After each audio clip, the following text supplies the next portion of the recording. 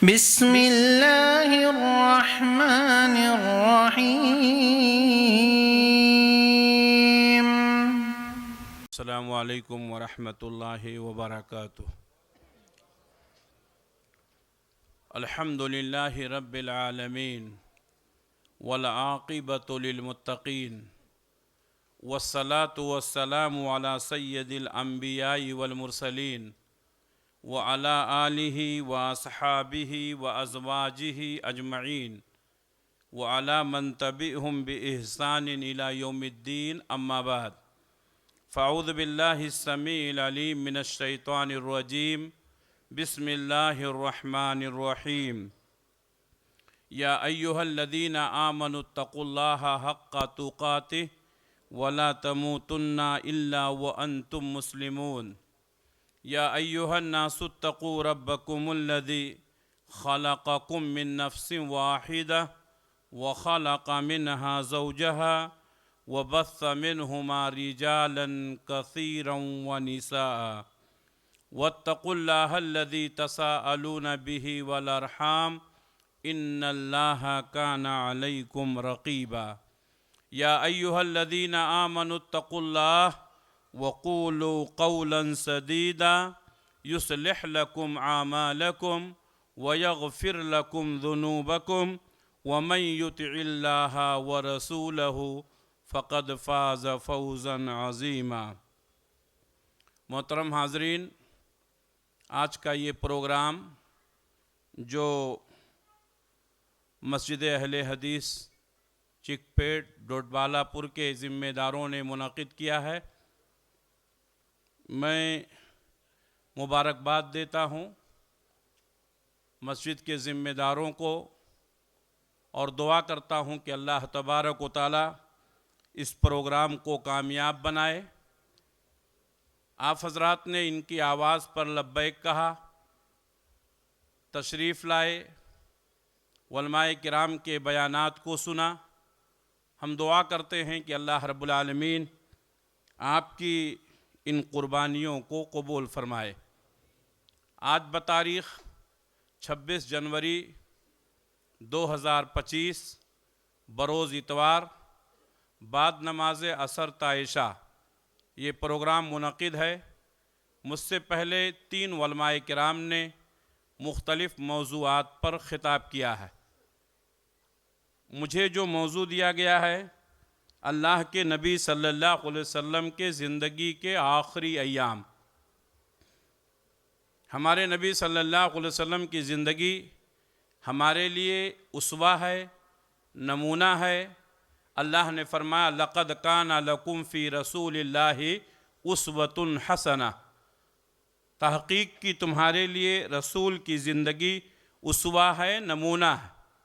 तो हमारे नबी की पूरी ज़िंदगी हमारे लिए नमूना है, चाहे वो जवानी की ज़िंदगी हो या बुढ़ापे की ज़िंदगी हो। आपके ज़िंदगी के इब्तदाई अय्याम हों या उखरवी अय्याम हों, लेकिन आम तौर पर अल्लाह के नबी सल्लल्लाहु अलैहि वसल्लम के ताल्लुक़ से जब बात होती है, गुफ्तगू होती है, तो आपके आखिरी अय्याम पर गुफ्तगू करने के लिए कहा जाता है। इसलिए कि इंसान ज़िंदगी के आखिर में आम तौर पर ऐसी बातें करता है जो लोग याद रखते हैं। बहुत सारे लोग अपने बुज़ुर्गों को याद करते हैं, आखिरी वक्त में उन्होंने ये नसीहत की थी, आखिरी वक्त में उन्होंने ये बात कही थी, आखिरी वक्त में उन्होंने ये काम किया था, जबकि पूरी ज़िंदगी नेकियों से भरी हुई है। तो अल्लाह के रसूल सल्लल्लाहु अलैहि वसल्लम के ज़िंदगी के आखिरी अय्याम और आखिरी लम्हात जो मुझे मौजू दिया गया है, मैं समझता हूँ शायद इसी का ख्याल करते हुए दिया गया हो। अब अल्लाह के रसूल सल्लल्लाहु अलैहि वसल्लम के ज़िंदगी के आखिरी अय्याम क्या हैं, मैं कहाँ से शुरू करूँ? इस सिलसिले में मैं शुक्रिया डोडबालापुर के इंस्पेक्टर साहब का हमारी प्रोग्राम में तशरीफ़ लाए और हमारी हिम्मत अफजाई फरमाई। बहरकैफ मैं ज़िक्र कर रहा था कि अल्लाह के रसूल सल्लल्लाहु अलैहि वसल्लम की ज़िंदगी के आखिरी अय्याम कैसे थे और आप सल्लल्लाहु अलैहि वसल्लम के उन आखिरी अय्याम से हमें क्या नसीहत मिलती है। अल्लाह के नबी सल्लल्लाहु अलैहि वसल्लम ने हज के मौका पर, जिसको हज्जतुल वदा कहते हैं, आप सल्लल्लाहु अलैहि वसल्लम के पास उस वक्त तकरीबन 1,40,00,000 सहाबा किराम ने आपके साथ हज किया था। और आप सल्लल्लाहु अलैहि वसल्लम ने उस वक्त फरमाया कि अय मेरे सहाबा, हज के अरकान मुझसे सीख लो, मुमकिन है मैं आइंदा साल इस जगह पर तुम्हारे साथ मुलाकात न कर सकूं। ये इस बात की तरफ इशारा था कि आप सल्लल्लाहु अलैहि वसल्लम अब दुनिया से रुखसत होने वाले हैं। इसी तरीके से अल्लाह के नबी सल्लल्लाहु अलैहि वसल्लम अरफात के मैदान में हैं और कुरान मजीद की वो मशहूर आयत उतरी, अल यौमा अकमलतु लकुम दीनकुम व अतममतु अलैकुम निअमती व रज़ीतु लकुमुल इस्लाम दीना। हज़रत उमर बिन ख़त्ताब रज़ियल्लाहु ताला अन्हु जब खलीफा हुए तो यहूद व नसारा कहते थे कि अय अमीरुल मोमिनीन, तुम्हारे कुरान मजीद में एक आयत है, वो आयत अगर हमारे यहाँ उतारी जाती तो जिस दिन वो आयत उतरी थी हम उसको ईद का दिन समझते। तो उमर बिन ख़त्ताब रज़ियल्लाहु ताला अन्हु कहते कि वो आयत कब उतरी है, कहाँ उतरी है, कौन से दिन उतरी है, ये हमें मालूम है। ऑलरेडी वो अरफा का दिन था, अल्लाह के नबी सल्लल्लाहु अलैहि वसल्लम मैदान अरफात में थे और उसी वक्त इस आयत का नुज़ूल हुआ, अल यौमा अकमलतु लकुम दीनकुम, आज के दिन हमने तुम्हारे दीन को मुकम्मल कर दिया, व अतममतु अलैकुम निअमती, और तुम्हारे ऊपर अपनी नेमतों का इत्माम कर दिया, व रज़ीतु लकुमुल इस्लाम दीना, और तुम्हारे लिए दीन इस्लाम को पसंद किया। गोया कि हज्जतुल वदा के मकाम पर अरफात के मैदान में कुरान मजीद की इस आयत के ज़रिए से इस्लाम की तकमील का ऐलान किया गया। और तकमील किसे कहते हैं, मुकम्मल किसे कहते हैं, जिसमें ना कोई चीज़ दाखिल की जा सकती है ना निकाली जा सकती है। अगर आप उसमें कोई चीज़ दाखिल कर देंगे तो इसका मतलब ये मुकम्मल नहीं था, और आप उसमें से कोई चीज़ निकाल देंगे तो वो मुकम्मल नहीं रह जाएगा। तो अल्लाह के नबी सल्लल्लाहु अलैहि वसल्लम के ज़माने में अरफात के मैदान में आप सल्लल्लाहु अलैहि वसल्लम के ऊपर ये आयत उतरी, जिससे मालूम हुआ कि नबी सल्लल्लाहु अलैहि वसल्लम के ज़माने में दीन मुकम्मल हो चुका। अब इसमें से कोई चीज़ निकाली नहीं जाएगी, इसमें कोई चीज़ दाखिल नहीं किया जाएगा। इसी तरीके से अल्लाह के नबी सल्लल्लाहु अलैहि वसल्लम ने तमाम सहाबे किराम से खिताब फरमाते हुए फरमाया कि अय मेरे सहाबा, बताओ क्या मैंने तुमको अल्लाह का पैगाम पहुंचा दिया? सहाबे किराम ने फरमाया, हाँ अय अल्लाह के रसूल, हम गवाही देते हैं कि आपने अल्लाह का पैगाम पहुंचा दिया। दीन की तकमील हो गई। नबी सल्लल्लाहु अलैहि वसल्लम ने फरमाया हज के अरकान सीख लो।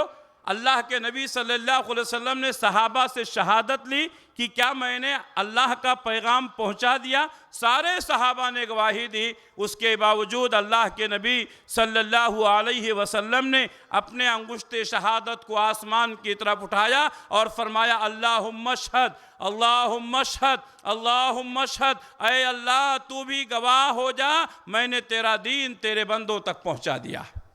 अब दीन पहुंच गया, दीन मुकम्मल हो गया। अल्लाह के नबी सल्लल्लाहु अलैहि वसल्लम ने फरमाया अगले साल मैं मुलाकात ना कर सकूंगा। ये इस बात की दलील थी कि आप सल्लल्लाहु अलैहि वसल्लम अब दुनिया से रुखसत होने वाले हैं। अल्लाह के नबी सल्लल्लाहु अलैहि वसल्लम ने उस मकाम पर अपने खुतबे में बहुत सारे पैगामात दिए, जिसमें से एक पैगाम ये था, अल्लाह के नबी सल्लल्लाहु अलैहि वसल्लम ने फरमाया, इन्ना दिमाअकुम व अमवालकुम व आराज़कुम हरामुन अलैकुम का हुर्मत यौमिकुम हाज़ा फ़ी शहरिकुम हाज़ा फ़ी बलदिकुम हाज़ा।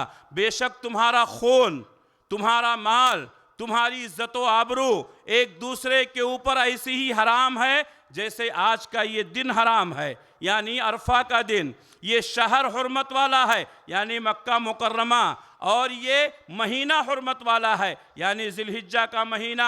अल्लाह के नबी सल्लल्लाहु अलैहि वसल्लम ने इस हदीस में ये पैगाम दिया कि कोई मुसलमान किसी मुसलमान के खून से खिलवाड़ न करे, कोई किसी की जान लेने की कोशिश न करे, कोई मुसलमान किसी मुसलमान का खून न बहाए, कोई मुसलमान किसी मुसलमान के माल पर नाजायज़ तौर पर कब्ज़ा न करे, धोखा दे करके उसके माल को हथियाने की कोशिश न करे। इन्ना दिमाअकुम व अमवालकुम व आराज़कुम, और कोई मुसलमान किसी मुसलमान की इज्जत के साथ खिलवाड़ न करे, किसी की गीबत और चुगली न करे, उसके पीठ पीछे उसको जलील न करे और उसकी इज्जतों के साथ खिलवाड़ न करे। ये इस बात की दलील थी कि अल्लाह के नबी सल्लल्लाहु अलैहि वसल्लम अब दुनिया से रुखसत होने वाले हैं। हज से वापसी के बाद अल्लाह के नबी सल्लल्लाहु अलैहि वसल्लम एक जनाजे में शरीक हुए, बकी में गए, और जनाजे से जब वापस आ रहे थे तो आपके सर में दर्द शुरू हुआ। ये दर्द बहुत ही शदीद था। अल्लाह के नबी सल्लल्लाहु अलैहि वसल्लम कहा करते थे, हाय मेरे सर का दर्द, ऐसा लग रहा है कि सर फट जाएगा। और ये दर्द आपकी ज़िंदगी के आखिरी लम्हे तक रहा। ये दर्द आपकी ज़िंदगी के साथ में गया। अल्लाह के नबी सल्लल्लाहु अलैहि वसल्लम को ये दर्द शुरू हुआ और आप सल्लल्लाहु अलैहि वसल्लम उस दर्द के होते हुए आप दुनिया से रुखसत हो गए। अल्लाह के नबी सल्लल्लाहु अलैहि वसल्लम पर ये बुखार आया और बुखार की शिद्दत बढ़ती गई। आप सल्लल्लाहु अलैहि वसल्लम का दस्तूर था, नकाहत के बावजूद, कमज़ोरी के बावजूद बीवियों के बारी का ख्याल करते थे। बैक वक्त अल्लाह के नबी सल्लल्लाहु अलैहि वसल्लम के पास 9 बीवियाँ थीं। आपने 9 बीवियों के लिए दिन मुकर्रर किया था। उस वक्त आप उनके पास जाते थे, नकाहत और कमज़ोरी के बावजूद भी उनकी बारी का ख्याल करते थे। अल्लाह के नबी एक अज़ान का जवाब देने के बाद दूसरी अज़ान के लिए रुकने की ज़रूरत नहीं है। मसला यही सही है कि जब किसी शहर में एक अज़ान हो उसका जवाब दे दें, ये काफ़ी होता है। बहरकैफ मैं बता रहा था कि अल्लाह के रसूल सल्लल्लाहु अलैहि वसल्लम के पास 9 बीवियाँ थीं। नकाहत और कमज़ोरी के बावजूद भी आप बीवियों के पास जाते थे, बारी का ख्याल करते थे। आप सल्लल्लाहु अलैहि वसल्लम जब भी किसी बीवी के पास जाते तो उससे पूछते कि कल मेरी बारी कहाँ है, कल मैं कहाँ रहूँगा। आप सल्लल्लाहु अलैहि वसल्लम के मिजाज से आपकी बीवियाँ वाकिफ़ थीं। उनको अंदाज़ा हुआ कि शायद अल्लाह के नबी सल्लल्लाहु अलैहि वसल्लम अपने ज़िंदगी के ये आखिरी अय्याम हज़रत आयशा सिद्दीक़ा रज़ी अल्लाह ताला अन्हा के पास गुजारना चाहते हैं। इसलिए तमाम बीवियों ने बइत्तिफ़ाक़ राय अल्लाह के रसूल सल्लल्लाहु अलैहि वसल्लम से कहा कि ऐ अल्लाह के रसूल, आप जहाँ रहना चाहें, और हम जानते हैं शायद आप हज़रत आयशा के हुजरे में अपनी बकिया ज़िंदगी गुजारना चाहते हैं। ऐ अल्लाह के रसूल, हमारी तरफ से इजाज़त है, आप हज़रत आयशा सिद्दीक़ा रज़ी अल्लाह ताला अन्हा के पास गुजार लें। ये तमाम बीवियों की तरफ से आपको ये इजाज़त मिल गई। मालूम ये हुआ कि आप सल्लल्लाहु अलैहि वसल्लम ने बीवियों के दरमियान इंसाफ करके आने वाली नस्लों को ये पैगाम दिया कि शादियां एक से ज़ायद करना लोग सुन्नत समझते हैं, लेकिन अगर बीवियों के दरमियान इंसाफ नहीं करेंगे तो क़यामत के दिन इसका अंजाम भयानक होगा। प्यारे नबी सल्लल्लाहु अलैहि वसल्लम फरमाते हैं, जिस शख्स के पास 2 बीवियाँ हों या 2 से ज़ायद बीवियाँ हों, अगर उन बीवियों के दरमियान वो इंसाफ नहीं करता है, जा यौमल क़ियामत वशिक़्क़ुहु साक़ित, वो क़यामत के दिन इस हाल में आएगा कि उसका एक पहलू फालिज ज़दा होगा। जिस तरीके से एक इंसान को फालिज मार देता है, उसका हाथ और पैर काम नहीं करता है, बीवियों के दरमियान इंसाफ न करने वाला इस हाल में आएगा कि वो फालिज ज़दा होगा। इसलिए अल्लाह के नबी सल्लल्लाहु अलैहि वसल्लम ने अपनी उम्मत को ये पैगाम दिया कि बीवियों के दरमियान इंसाफ करना। नबी सल्लल्लाहु अलैहि वसल्लम की वफ़ात से 5 दिन पहले की बात है। आप सल्लल्लाहु अलैहि वसल्लम को बुखार बहुत सख्त था। आपने हुक्म दिया कि 7 मशकीज़े के पानी इकट्ठा किया जाए, जिसके मुंह को खोला ना गया हो। आपको एक बड़े टब में बैठाया गया, आपके ऊपर 7 मशकीज़ों का पानी डाला गया। आप सल्लल्लाहु अलैहि वसल्लम ने अपने आप को थोड़ा इफाका महसूस किया, बुखार में कमी हुई। अल्लाह के नबी सल्लल्लाहु अलैहि वसल्लम मस्जिद में तशरीफ़ लाए। आपने अपने आप को सहाबा के सामने पेश किया और भरी मस्जिद में सहाबा के सामने ऐलान किया कि अय मेरे साथियों, अय मेरे दोस्तों, मैंने अपनी ज़िंदगी का एक बड़ा हिस्सा आपके साथ गुजारा है। हो सकता है इंसान होने के नाते से मैंने कभी किसी पर ज़्यादती कर दी हो, मैंने कभी ज़ुबान दराजी कर दी हो, मेरी वजह से किसी को तकलीफ़ पहुंची हो। ये जिस्म हाजिर है, ये जिस्म हाजिर है। दुनिया में मुझसे बदला लेना चाहे कोई बदला ले सकता है। मेरे भाइयों, अल्लाह के नबी सल्लल्लाहु अलैहि वसल्लम ने ज़िंदगी के आखिरी अय्याम में ये पैगाम दिया कि मरने से पहले इंसान को मामलात की सफाई कर लेनी चाहिए। अगर किसी के ऊपर जुल्म किया है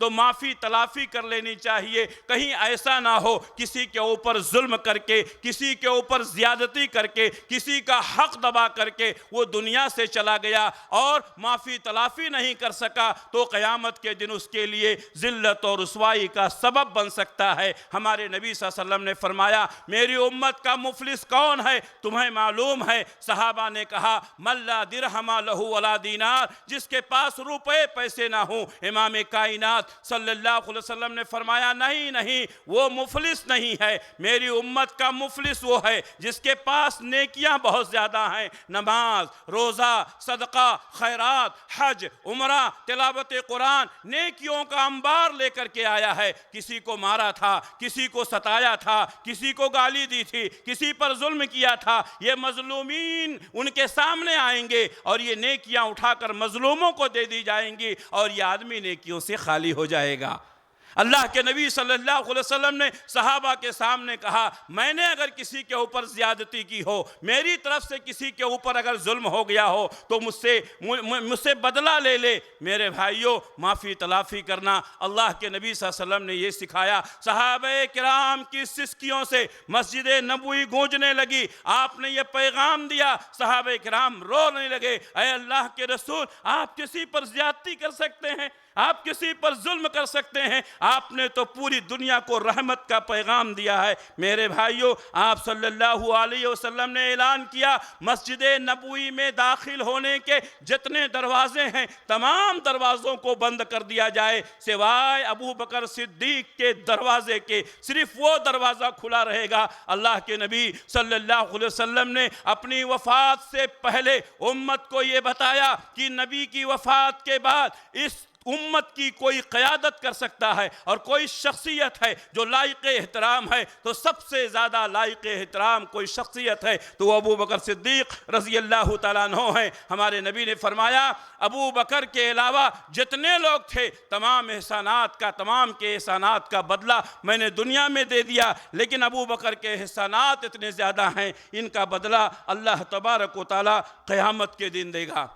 प्यारे नबी सल्लल्लाहु अलैहि वसल्लम बैठे हुए हैं और आपने कहा, एक बंदा है जिसको अल्लाह तबारक व तआला ने अख्तियार दिया है, अगर वो दुनिया में रहना चाहता है तो उसकी ज़िंदगी और बढ़ा दी जाएगी, और अगर वो अल्लाह से मुलाकात करना चाहता है तो उसके लिए इजाज़त है। लेकिन उस बंदे ने अल्लाह से मुलाकात को तरजीह दी। ये सुनना था। अबू बकर सिद्दीक़ रज़ी अल्लाह तआला अन्हु की आंखों से आंसू जारी हो गए। सहाबे किराम ने फरमाया, इस बूढ़े शख्स को देखो, अल्लाह के रसूल एक बंदे की बात कर रहे हैं और अबू बकर सिद्दीक़ रज़ी अल्लाह तआला अन्हु रो रहे हैं। अबू बकर सिद्दीक़ रज़ी अल्लाह तआला अन्हु ने कहा, नादानो, तुम्हें क्या मालूम, वो बंदा जिसको अख्तियार दिया गया था वो खुद मोहम्मद रसूलुल्लाह सल्लल्लाहु अलैहि वसल्लम है। आपने दुनिया के मुकाबिल में आखिरत को तरजीह दी, अल्लाह से मिलने को तरजीह दी। अल्लाह के नबी सल्लल्लाहु अलैहि वसल्लम ने उसी मौका पर फरमाया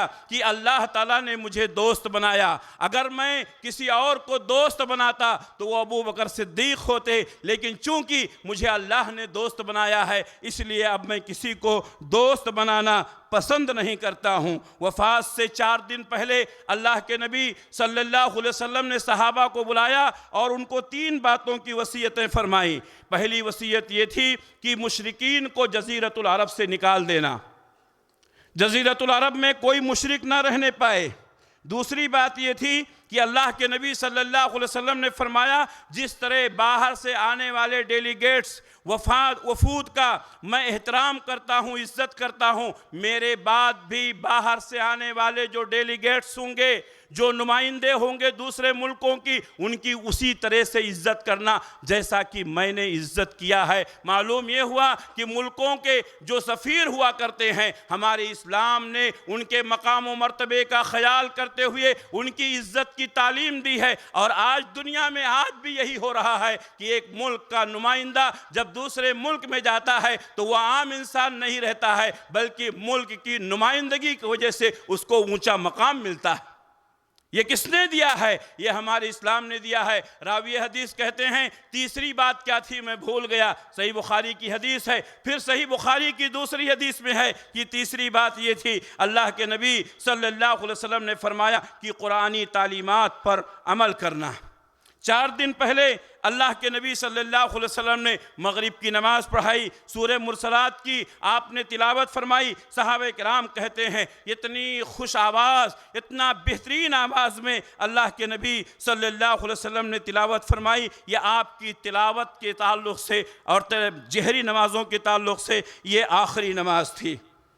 इशा की नमाज के वक्त आपकी बीमारी बढ़ गई, गशी तारी होने लगी, अजान हो चुकी है, सहाबे किराम मस्जिद में मौजूद हैं। हज़रत बिलाल रज़ी अल्लाह तआला अन्हु अल्लाह के नबी सल्लल्लाहु अलैहि वसल्लम के पास रहते हैं, कहते हैं अस्सलातु या रसूल अल्लाह, अय अल्लाह के रसूल, नमाज का वक्त हो गया है, जमात का वक्त हो गया है। प्यारे नबी सल्लल्लाहु अलैहि वसल्लम उठने का इरादा करते हैं ताकि चलें सहाबे किराम को नमाज पढ़ाएं। 1 बार, 2 बार, 3 बार, मुसलसल 3 बार अल्लाह के नबी सल्लल्लाहु अलैहि वसल्लम ने उठने का इरादा किया, गशी तारी हो जाती, बेहोश हो जाते, होश में आए तो आपने फरमाया, मुरू अबा बकरिन फल युसल्ली बिन नास, अबू बकर से कहो आज से वो लोगों को नमाज पढ़ाएंगे। हज़रत आयशा सिद्दीक़ा रज़ी अल्लाह तआला अन्हा कहती हैं कि अल्लाह के रसूल, वो बड़े रकीकुल क़ल्ब हैं, बड़े नरम दिल हैं, आपके बाद आपके मुसल्ले पर खड़े होंगे, लोगों को नमाज नहीं पढ़ा सकेंगे।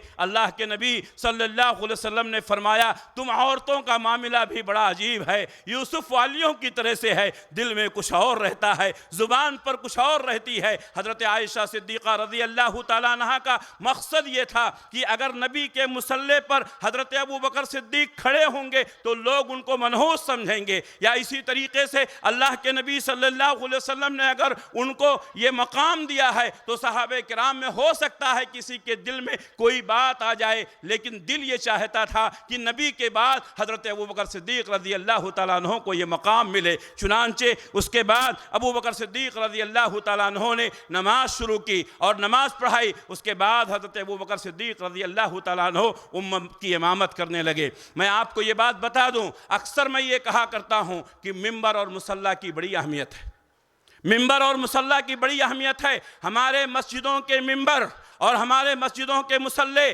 किसी नाअहल के हवाले किए जाएंगे, उम्मत की इस्लाह कभी नहीं हो सकती है। आप किसी को मिंबर दें, 100 बार सोच कर दें कि ये इस मिंबर के लायक है कि नहीं। आप किसी को मुसल्ला दें, 100 बार सोच कर दें कि ये मुसल्ले के लायक है कि नहीं, इसलिए कि उम्मत की क़यादत यही मुसल्लों और मिंबरों से हुआ करती है। जब तक इस मिंबर और इस मुसल्ले पर अहले ईमान, अहले तक़वा कायम रहे, मेरे भाइयों, उम्मत तरक्की करती रही। और जब हमने अहरे गैरे को ये मुसल्ला और ये मिंबर दे दिया तो उम्मत ज़वाल पजीर हुई। अल्लाह के नबी सल्लल्लाहु अलैहि वसल्लम ने उम्मत को ये पैगाम दिया कि आपके बाद अगर उम्मत किसी पर मुत्तफ़िक़ हो सकती है तो वो अबू बकर सिद्दीक़ रज़ी अल्लाह तआला अन्हु हैं। 2 दिन कबल अल्लाह के नबी सल्लल्लाहु अलैहि वसल्लम को ज़रा इफ़ाक़ा हुआ। ज़ोहर की नमाज में आप सल्लल्लाहु अलैहि वसल्लम ने 2 सहाबा का सहारा लिया। एक तरफ हज़रत अली रज़ी अल्लाह तआला अन्हु हैं, दूसरे तरफ हज़रत फ़ज़ल बिन अब्बास रज़ी अल्लाह तआला अन्हु हैं। दोनों के सहारे से आपके पैर घसीट रहे थे, लेकिन आप सल्लल्लाहु अलैहि वसल्लम मस्जिद में आए, सहाबे किराम ने जगह दी और हज़रत अबू बकर सिद्दीक़ रज़ी अल्लाह तआला अन्हु के बगल में आकर बैठ गए। हज़रत अबू बकर सिद्दीक़ रज़ी अल्लाह तआला ताला अन्हु उस वक्त पीछे हट रहे थे। हमारे नबी सल्लल्लाहु अलैहि वसल्लम ने पीठ पर हाथ रखी, कहा नमाज को जारी रखो। हदीस के अल्फाज हैं, अल्लाह के नबी सल्लल्लाहु अलैहि वसल्लम ने बैठकर इमामत पढ़ाई, आप इमामत की। हज़रत अबू बकर सिद्दीक़ रज़ी अल्लाह ताला अन्हु नबी की इक़्तिदा में और उम्मत अबू बकर की इक़्तिदा में नमाज पढ़ी। ये ज़ोहर का मौका था, अल्लाह के नबी सल्लल्लाहु अलैहि वसल्लम ने बैठकर नमाज पढ़ाई और हज़रत अबू बकर सिद्दीक़ रज़ी अल्लाह ताला अन्हु ने आपकी इमामत में, आपकी इक़्तिदा में नमाज अदा की। वफ़ात से एक दिन पहले आप सल्लल्लाहु अलैहि वसल्लम की शिद्दत ज़्यादा बढ़ गई, दवा पिलाने की कोशिश की गई। आप नकाहत और कमज़ोरी की वजह से बोल नहीं सकते थे। जब दवा पिलाने की कोशिश की गई, आपने इशारे से मना किया, लेकिन सहाबा ने यह समझा कि शायद दवा की वजह से आप नापसंद करते हों, जैसा कि बहुत सारे लोग दवाएं खाना नापसंद करते हैं। लेकिन इसके बावजूद भी आप सल्लल्लाहु अलैहि वसल्लम को दवा पिला दी गई। आप सल्लल्लाहु अलैहि वसल्लम जब होश में आए तो आपने फरमाया जितने लोग इस घर में मौजूद हैं सबको वही दवा पिलाई जाए, सबको वही दवा पिलाई जाए। क्यों? इसलिए कि नबी ने मना किया था, फिर भी पिलाया गया। हज़रत अब्बास रज़ी अल्लाह ताला अन्हु उस वक्त घर में मौजूद थे, लेकिन अल्लाह के नबी ने फरमाया कि हज़रत अब्बास को नहीं पिलाया जाएगा, इसलिए कि जब मुझे दवा पिलाई गई थी तो वो उस वक्त मौजूद नहीं थे। मेरे भाइयों, अल्लाह के नबी सल्लल्लाहु अलैहि वसल्लम के हुक्म के मुताबिक सबको दवा पिलाई गई। जिस दिन आपकी वफ़ात हुई उस दिन फजर की नमाज हो रही है। हज़रत अबू बकर सिद्दीक़ रज़ी अल्लाह ताला अन्हु इमामत कर रहे हैं। अल्लाह के नबी सल्लल्लाहु अलैहि वसल्लम ने हज़रत आयशा के हुजरे का पर्दा उठाया। तमाम के तमाम सहाबा सुकून के साथ हज़रत अबू बकर सिद्दीक़ रज़ी अल्लाह ताला अन्हु की क़यादत में, उनकी इमामत में नमाज पढ़ रहे हैं। गोया कि अल्लाह के नबी सल्लल्लाहु अलैहि वसल्लम ने अपने दिल को इत्मीनान पहुँचाया कि अब उम्मत इस बात पर मुत्तफ़िक़ हो गई है। नबी की खुशबू मस्जिद नबवी में पहुंची। सहाबा कहते हैं ऐसा लग रहा था कि नबी की खुशबू से, उनकी खुशबू आने से हम अपनी नमाजों को तोड़ देंगे, लेकिन अल्लाह के नबी सल्लल्लाहु अलैहि वसल्लम ने पर्दा गिरा दिया और आप सल्लल्लाहु अलैहि वसल्लम फिर हुजरे में वापस आ गए। फिर यहाँ अल्लाह के नबी सल्लल्लाहु अलैहि वसल्लम ने इत्मीनान का इजहार किया। आप सल्लल्लाहु अलैहि वसल्लम ने सुबह के बाद हज़रत फ़ातिमा रज़ी अल्लाह ताला अन्हा को बुलाया। ये आपकी सबसे चहेती बेटी हैं। हज़रत फ़ातिमा रज़ी अल्लाह ताला अन्हा के कान में कुछ बात कही आपने तो वो रोने लगी। फिर आपने कान में कोई बात कही तो वो हंसने लगी। जब आप सल्लल्लाहु अलैहि वसल्लम की वफ़ात हो गई तो हज़रत आयशा सिद्दीक़ा रज़ी अल्लाह ताला अन्हा ने हज़रत फ़ातिमा से पूछा, बेटी बताओ वो मामला क्या था कि नबी ने जब तुम्हारे कान में सरगोशी की थी तो तुम रोने लगी थी, फिर आपने सरगोशी की तो हंसने लगी। हज़रत फ़ातिमा रज़ी अल्लाह ताला अन्हा कहती हैं एक राज है, लेकिन अल्लाह के रसूल सल्लल्लाहु अलैहि वसल्लम अब दुनिया से जा चुके हैं। पहली बात ये थी कि आपने कहा था बेटी अब मैं तुमसे जुदा हो रहा हूँ, बेटी अब मैं तुमसे जुदा हो रहा हूं। एक बेटी का कलेजा फट गया, रोने लगी, आंखों से आंसू जारी हुए। अल्लाह के नबी सल्लल्लाहु अलैहि वसल्लम ने फिर बुलाया, कान में सरगोशी की। हज़रत फ़ातिमा हंसने लगी। हज़रत आयशा ने पूछा तो कहा दूसरी बात जो ये बताई थी, कहा बेटी मेरे ख़ानदान में सबसे पहले जो मुलाकात करने वाली मुझसे होगी वो तू होगी। मालूम यह हुआ कि नबी सल्लल्लाहु अलैहि वसल्लम ने यह भी पैगाम दे दिया कि आपके ख़ानदान में आपके बाद अगर किसी की वफ़ात पहले होगी तो आपकी बेटी हज़रत फ़ातिमा रज़ी अल्लाह ताला अन्हा की होगी। अल्लाह के नबी सल्लल्लाहु अलैहि वसल्लम को खैबर में एक यहूदिया औरत ने बकरी के शाने में जहर मिलाकर खिला दिया था। अल्लाह के नबी सल्लल्लाहु अलैहि वसल्लम आखिरी दिन है, आपकी हड्डियां टूट रही हैं, ऐसा लग रहा है कि रगे जान कट जाएगी। कहते हैं अम्मा आयशा से, आयशा वो यहूदिया औरत ने जो गोश्त में जहर मिलाकर खिलाया था उसका असर आज तक मैं अपने जिस्म में महसूस कर रहा हूँ। ऐसा लग रहा है मेरी रगे जान कट जाएगी। मेरे भाइयों, अल्लाह के नबी सल्लल्लाहु अलैहि वसल्लम की इस तकलीफ को दे करके हज़रत फ़ातिमा रज़ी अल्लाह ताला अन्हा रोने लगी। अल्लाह के नबी सल्लल्लाहु अलैहि वसल्लम ने फरमाया बेटी रो मत, आज के बाद तुझे रोने की ज़रूरत नहीं पड़ेगी। मेरे भाइयों, अल्लाह के नबी सल्लल्लाहु अलैहि वसल्लम ने इस तरीक़े से हज़रत फ़ातिमा रज़ी अल्लाह ताला अन्हा की हिम्मत बढ़ाई। आप सल्लल्लाहु अलैहि वसल्लम ने घर में मौजूद तमाम लोगों से कहा कि शिर्क से अपने आप को बचाना। आखिरी वक्त है, आखिरी दिन है, आखिरी लम्हा है, लेकिन अपने घर में तमाम मौजूद लोगों को अल्लाह के नबी सल्लल्लाहु अलैहि वसल्लम वसीयत जो कर रहे हैं, शिर्क से बचने की वसीयत कर रहे हैं। आज हम मरने के वक्त अपनी औलाद को जायदाद की, माल की, इसकी उसकी वसीयतें करते हैं। हमारे नबी अपने ख़ानदान के लोगों को शिर्क से बचने की वसीयत कर रहे हैं। और उसी वक्त आपने फरमाया लानल्लाहुल यहूद वन नसारा इत्तखज़ू कुबूर अंबियाइहिम मसाजिदा, अल्लाह की लानत हो यहूदियों पर, अल्लाह की लानत हो नसरानियों पर, उन्होंने अपने नबियों की कब्रों को सजदागाह बना लिया। गोया कि अल्लाह के नबी सल्लल्लाहु अलैहि वसल्लम अपनी उम्मत को आगाह कर रहे हैं कि किसी नबी की कब्र पर, किसी पीर की कब्र पर कभी सजदा मत करना। क्यों? ये गुमराही है। अल्लाह के नबी सल्लल्लाहु अलैहि वसल्लम को खतरा महसूस हुआ कि कहीं उम्मत आपकी कब्र पर सजदा न करने लगे। आपने दुआ की, अल्लाहुम्मा ला तजअल कब्री वसना, अल्लाहुम्मा ला तजअल कब्री वसना,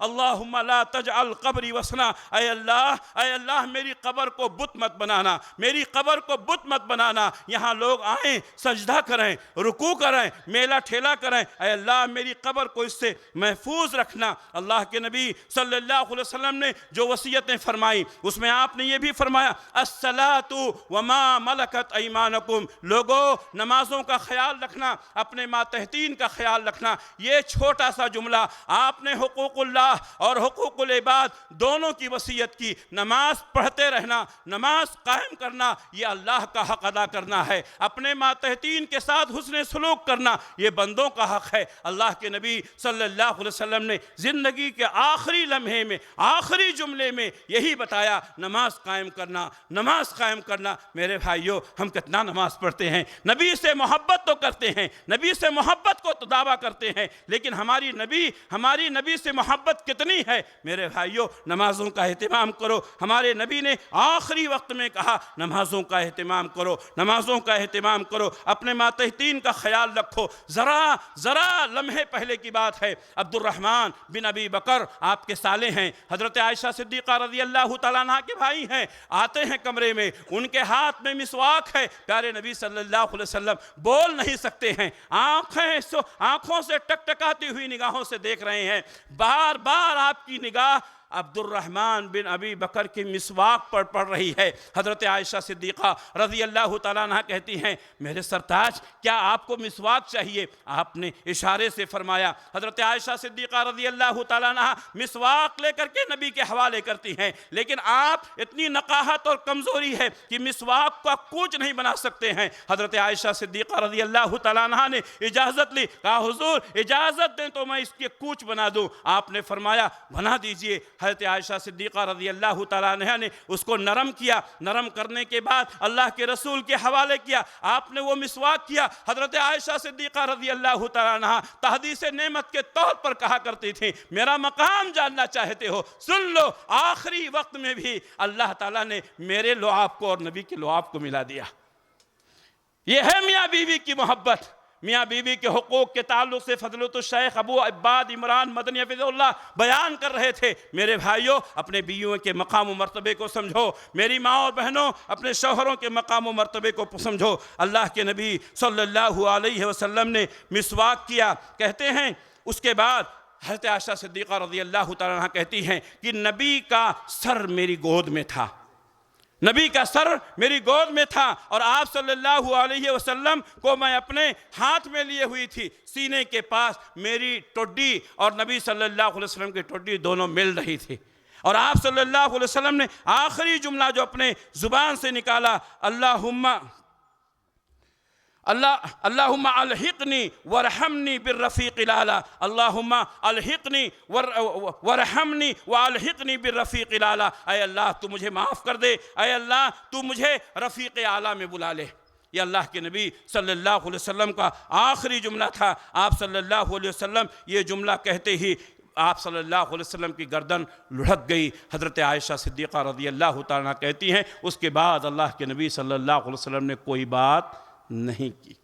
अब आप सल्लल्लाहु अलैहि वसल्लम की वफ़ात की खबर फैल गई। हज़रत अबू बकर सिद्दीक़ रज़ी अल्लाह तआला अन्हु, हज़रत उमर फ़ारूक़ रज़ी अल्लाह तआला अन्हु, इनका रिएक्शन क्या हुआ? हज़रत उमर फ़ारूक़ रज़ी अल्लाह तआला अन्हु कहते हैं, अल्लाह की कसम जो शख्स कहेगा कि मोहम्मद सल्लल्लाहु अलैहि वसल्लम की वफ़ात हो गई है, मैं उसकी गर्दन मार दूँगा, मैं उसकी गर्दन मार दूंगा।